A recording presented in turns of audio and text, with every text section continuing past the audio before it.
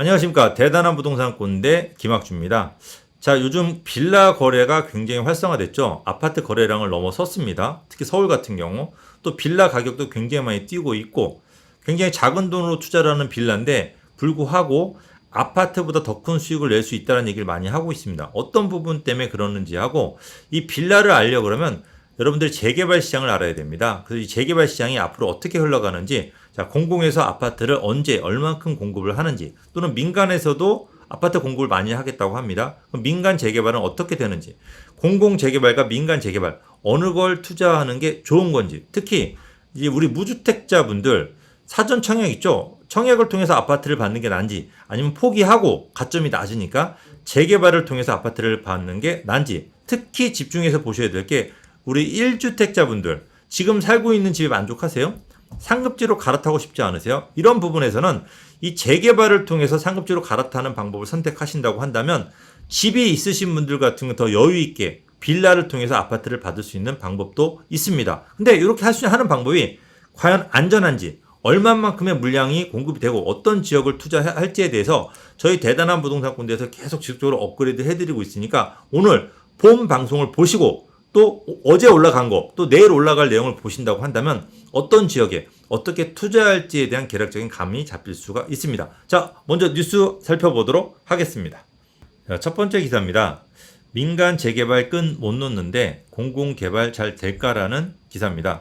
자, 이제 정부에서 공급하는 거, 작년에 공급한 게 이제 공공 재개발입니다. 그리고 올해 공급한 게 이사대책 공급 아니요. 그 다음에 서울시에서 아직 시작은 안 했습니다. 올 하반기 정도 시작할 텐데 민간 재개발을 이제 활성화시키겠다라고 했죠. 그래서 우리 주민들은 두 가지 중에 하나 선택할 수가 있어요. 공공 재개발을 선택할 수도 있고 서울시에서 제공하는 민간 재개발을 선택할 수도 있고, 또 투자하시려고 하는 분들도 마찬가지예요. 공공 재개발 될 자리를 투자할 수도 있고 민간 재개발 될 자리를 투자할 수도 있습니다. 그래서 이 두 가지 중에 어떤 걸 할지, 여러분들의 선택은 어떻게 될지 다 같이 오늘 한번 보도록 하겠습니다. 이런 문제, 재건축보다는 재개발에 무게추가 실려서 이렇게 이제 이런 얘기가 나온다는 거죠. 이제 재개발 위주로 이제 개발을 하겠다고 정부도 그렇고 서울시도 얘기하고 있어요. 그 이유는 재개발은 노후주거 저층지를 정비하는 사업이라서 강남권 등 주요 지역에 몰려있는 재건축 단지에 비해서 집값 자금 여력이 적다라는 거죠. 그러니까 이렇게 생각하시면 돼요. 우리가 이제 그 기존의 아파트 값이 여러분들 집이 예를 들어 10억입니다. 그런데 재건축을 통해서 아파트를 공급하게 되면 위치가 워낙 좋다 보니까 20억짜리 아파트가 들어서요. 우리가 지금까지 경험한 바로는 내 주변에 굉장히 비싼 아파트가 들었으면 기존 아파트가 따라 뛰었어요. 그러니까 10억짜리가 있으면 결국은 내 아파트가 뭐 14억으로 뛸 수 있다라고 하는 거죠. 너무 많이 뛰어버리는 거죠. 그래서 재건축은 조금 워워 시키면서 재개발은 아무래도 위치가 조금 떨어지고 아무래도 토지값이 좀 저렴하죠, 재건축보다는. 그러다 보니까 조금 더 저렴한 아파트를 공급할 수가 있어요. 그래서 재개발은 14억짜리 아파트를 공급하는 거죠. 그러면 10억짜리 아파트가 물론 따라 뛰어요. 그러나 11억 정도까지만 뛰고 안 뛸 가능성이 높다라는 거죠. 그러면 14억보다는 11억에 안정화시키는 게 좋잖아요. 왜?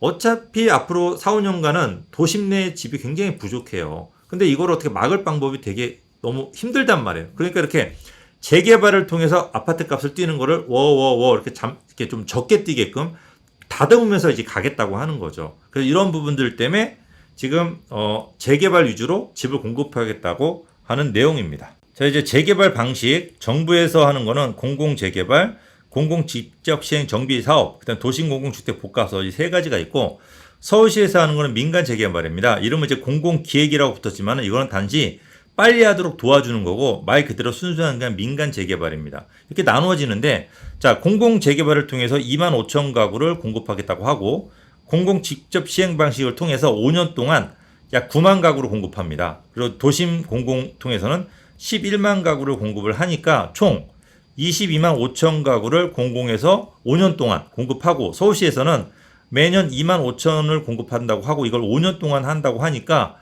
12만 5천 가구가 공급이 되는 거죠. 즉 지금 5년 동안 공급하겠다고 하는 물량을 보게 되면 34만 가구 정도가 물량을 공급하겠다고 하니까 이 부분이 딱 본다고 한다면 앞으로 5년 동안 34만 가구가 정도 공급돼? 이거 안심해도 되는 거 아니야? 라고 생각할 수가 있는데 이 부분에 대해서 한번 따져보도록 하겠습니다.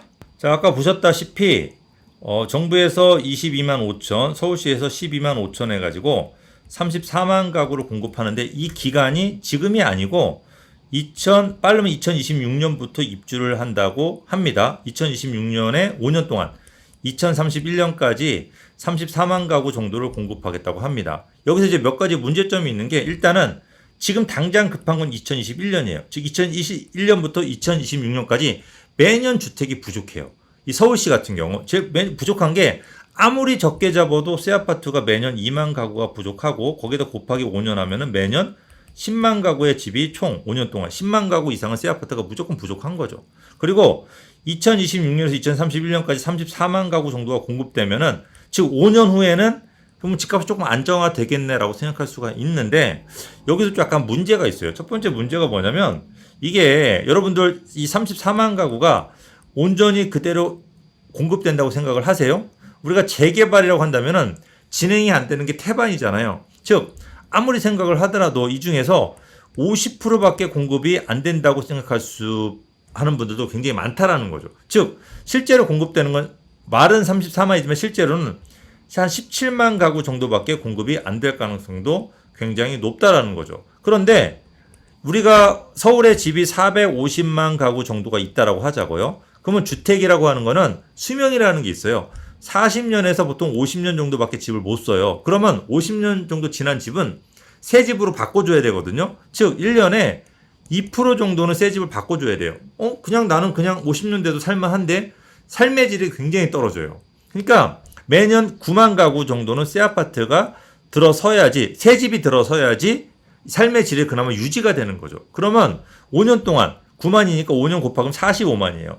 그러면 필요한 건 5년 동안 필요한 가구가 서울은 45만 가구가 필요하다는 건데 이 45만 가구에서 물론 전부 다 아파트가 들어설 수는 없죠. 그래서 20만 가구는 뭐 빌라나 다른 형태로 공급된다고 치더라도 25만 가구의 순수한 아파트가 필요한 거죠. 그런데 34만 가구를 5년 동안 공급하겠다고 했지만 실제로는 한 17만 가구 정도밖에 공급이 안 되니까 실제로 아파트가 한 8만 가구 정도는 무조건 부족한 거 아니냐라고 말할 수가 있는데 이 8만 가구를 뭐 리모델링이라든지 또는 기존의 재개발 진행 안 되는 거 재건축을 통해서 채워줄 수는 있습니다. 즉 그러면 25만 가구를 만약에 채워서 필요한 게 25만 공급되는 건 25만 이렇게 숫자를 정확하게 맞출 수는 있어요. 그래서 이렇게 숫자는 맞출 수가 있는데 제가 아까 보여드렸던 문제가 하나 있었죠.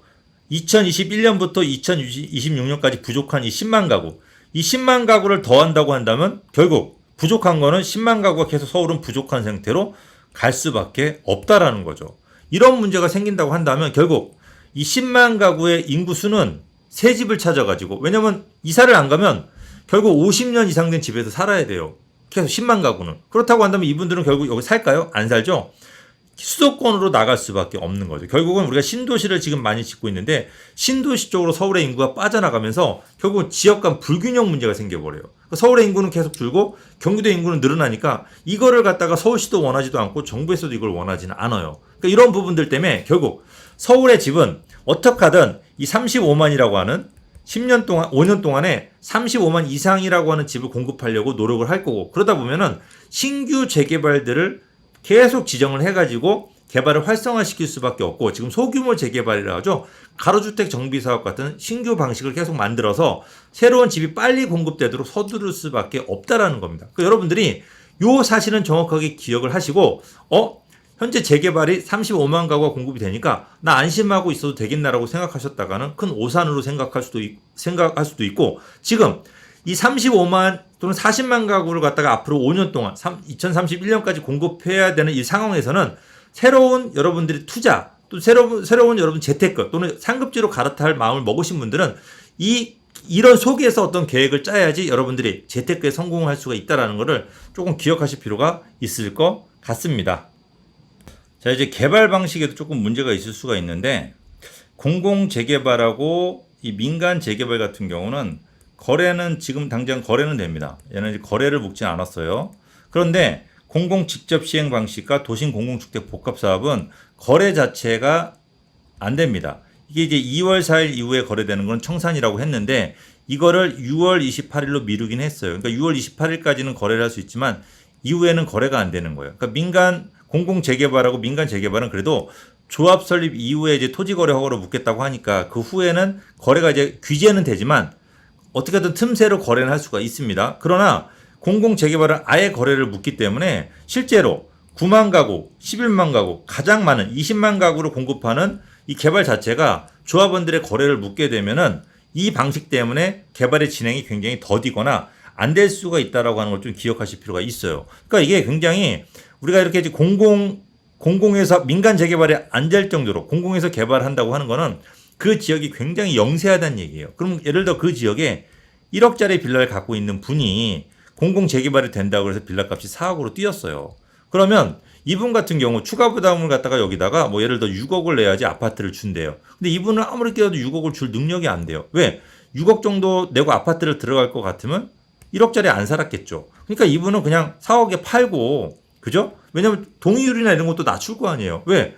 이분들 입장에서는 내가 6억 추가 부담금을 내? 아, 못해. 나 1억 정도만 추가 부담 내고 들어갈 수 있게끔 해줘. 계속 반대하면은 진행되다 오고 문제가 생길 수가 있어요. 그러니까 이분들은 차라리 팔고 주변에 3억짜리 좀 넓은 빌라, 새 빌라 사고 나머지 1억의 차익을 가지고 소비를 한다면 차라리 이 경기에 도움이 되고, 그죠? 이분들도 굉장히 여유가 생길 거고, 이렇게 해주는 게 차라리 낫다는 얘기죠. 그러니까 또 공공 재개발과 민간 재개발도 토지 거래 허가로 너무 빨리 묻게 되면은 같은 문제가 생길 수가 있습니다. 이렇게 이제 거래를 무조건 묶는 방식은 지금 양도소득세를 갖다가 중과를 해가지고 기존 매물들이 안 나와서 서울 같은 경우는 태어나 이렇게 물건이 부족한 적은 처음이라고 할 정도로 물건이 없거든요. 그러니까 지금 재개발도 같은 문제가 생길 수가 있으니까 이런 조금 뭔가 선순환을 너무 막는 이런 방식을 조금 자제하는 게 어떨지 않을까라는 저는 조용히 서울시하고 이제 정부 쪽에다 한번 얘기를 드려보는 겁니다.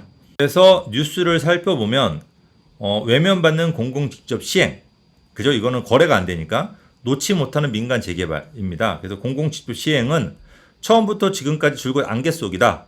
공공 재개발에 비해서 공공이 더 깊숙이 참여하는 방식으로 토지 등 소유자가 공공의 소유권을 넘기는 구조라 거부감이 컸다. 그러니까 뭔가 소유권을 준다라고 하는 건 뭔가 뺏기는 듯한 기분이 좀 들기도 해요. 그래서 27곳의 후보지가 났음에도 불구하고 주민 제한은 3곳밖에 안 되고, 그러니까 지자체에서만 진행하겠다고 하는 거지 주민들이 할 의사가 있는 점도 아직 모르겠다고 하는 거죠. 그래서 또 공공 직접 시행 방식, 아직 도시 및 주거환경 정비법 개정안이 국회에서도 계속 문제가 생겨서 부딪히고 있다고 하는 거죠. 그러니까 좀 약간 좀 무리하지 않았나, 좀 탄력적으로 좀 바꿀 필요도 분명히 있다라고 하는 거죠. 그리고 이제 민간 재개발, 서울시장의 민간 재개발, 그래서 민간 재개발이 공공기획이라고 또 들고 나왔어요. 그러니까 공공기획이라고 하니까 공공처럼 소유권을 가지고 가는 거 아니냐라고 할 수 있는데 전혀 그런 건 아니고, 공공이 사업을 기획만 하고 서울시가 직접 시행을 참여하는 게 아니고 인허가 과정에서 개입해서 절차를 간소화해서 빨리 하겠다, 조력자 역할로 해서 빨리 하겠다라고 하는 그런 의사입니다. 그러니까 기간을 갖다가 5년 걸릴 서류 과정을 뭐 1년 만에 줄이겠다, 아니면 2년에 줄이겠다고 해가지고 입주까지 빨리 앞으로 한 6년, 7년 내 입주까지 하겠다라고 하는 그런 방식이 민간 기획이니까 이런 방식 조금 약간 기대해도 괜찮을 것 같습니다. 그래서 자, 공공개발은 초기 주민 동의율이 낮아서 뭐 이거는 없어졌죠. 주민 10% 이제 없어집니다. 이게 그냥 진행합니다. 그래서 도심 중심 지역에는 사업지가 거의 없다.